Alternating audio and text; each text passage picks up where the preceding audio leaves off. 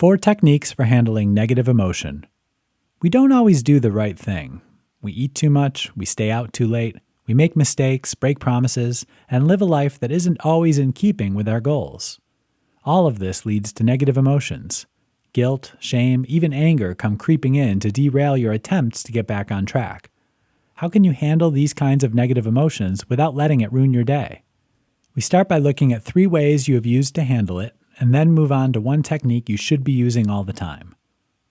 Avoiding the emotion. Don't we love pretending we can make the emotions go away?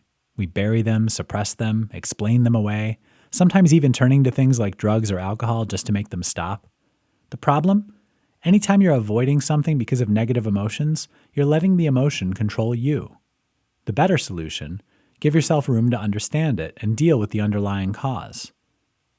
Pretending the emotion is not there. This coping mechanism is a little different.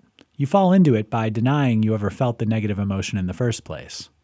Here, the problem is the more you deny an emotion, the more it grows until it can't be ignored any longer. Your solution this time is simple. Acknowledge the emotion, accept it for what it is, and let it fade on its own. Becoming the emotion. Sometimes the negative emotion is so powerful, it becomes part of who you are. At some point, you might even start taking a certain amount of pride in it. You start saying, well, I'm just a mad person, or bragging about how worse you are than anyone else. Now you've become the emotion. The solution: let the feelings process. Journal, talk to a friend, whatever you need to do to let the emotion move on.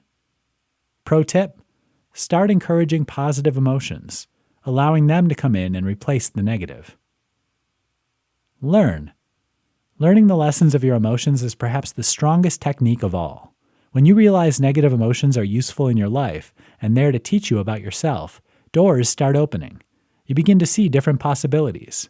Feelings as educational tools have no power to control you at all, but conversely have the power to change you in very positive ways. Like when you're feeling angry about injustice, and you use this anger to create positive change in the world.